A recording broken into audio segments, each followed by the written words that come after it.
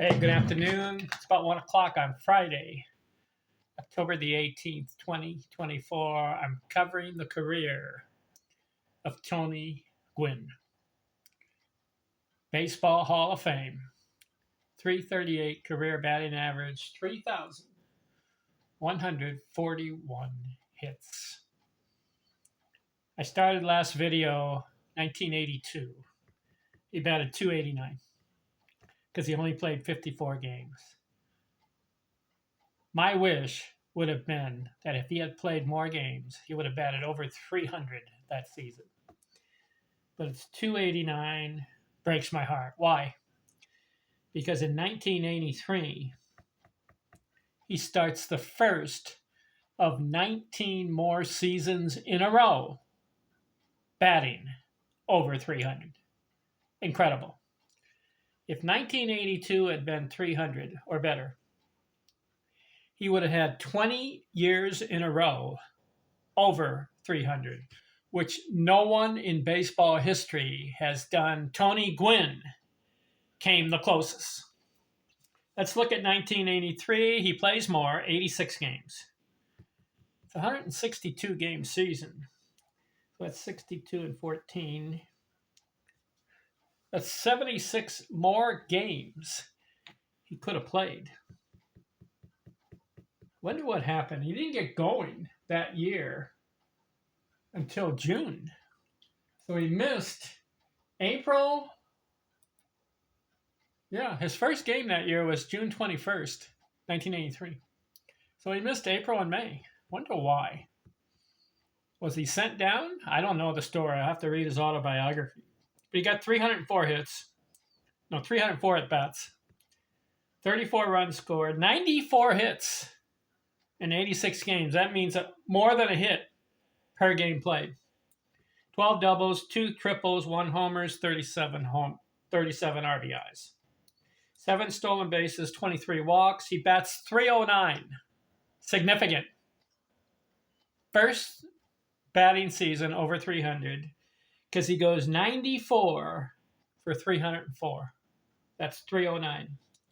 355 on base, 372 slugging, 113 total bases.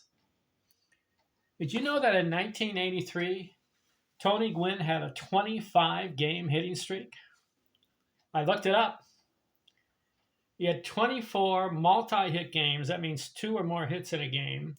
19 2-hit games, 4 3-hit games, 1 4-hit game. So he's had 2 4-hit games. 5 games, 2 runs scored. 1 game, 3 runs scored. He had 6 games, 2 RBIs. 1 game, 3 RBIs. So he's not an RBI guy, not a home run guy. He's a base hit guy. Singles and doubles. A couple triples here and there. What's significant is that Tony Gwynn is starting a string of 300 batting seasons. It's not easy. 3 for 10 in the big leagues is what you need to average. Tony Gwynn for his career averaged 338, so he was better than just a basic 300 hitter. 38 points higher. And some of these years, when we get into it, he's over 350, like a 5-year span batting over 350. His high is 394. Wait till you get to that season. He almost got to 400. But that stupid 1994 strike, the season ended in August, right in the middle of August. And Gwynn was on a tear. I mean, if you look at it, 1994, he had 165 hits, and he's in August. So if he's averaging a hit a game, he was on pace for about 220 hits. And that year, he was batting .394 when the strike hit. Do you think Tony Gwynn could have gone 2 for 5 or 2 for 4 or 3 for 5, 3 for 4, maybe some 4-hit games in there? Even if he had an offer, he could make up for it by going 2 for 4 or 2 for 5 the next game or getting 3 hits. Do you think Tony Gwynn, he was that hot? He was very hot that year. He was 34 years old, 110 games. If you think he had played 52 more games. If he's averaging a hit a game, he had 165 hits. 50 more hits. Was that give him about 210, right? 215. I think it would have had 220 hits. And I think he would have batted over 400. And that would have been the first guy since Ted Williams' 1941 season. So in 1994, we could have seen a 400 hitter. But the stupid, ridiculous baseball strike happened. I'm mad at that. I really am. All right, that was the 1994 season where he was batting .394. We'll get there. We'll do a video just on that season alone. So 1983, 309, I like it, and 94 hits. I just wish he had played more games.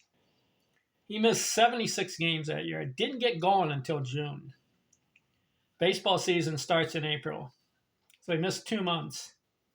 Could have been hurt or could have been down in the minors and they called him up. I don't know what happened.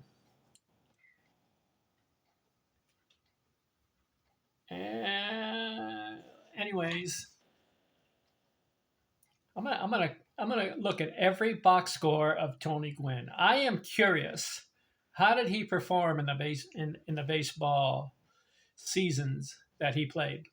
Played 20 years, 1982 to 2001. Played until he was 41 years old. How did he do? Well, he got over 3,000 hits, and he's got the .338 career batting average. How did he do it? We're going to look at every box score. Okay? Next video, 1984. I'm out.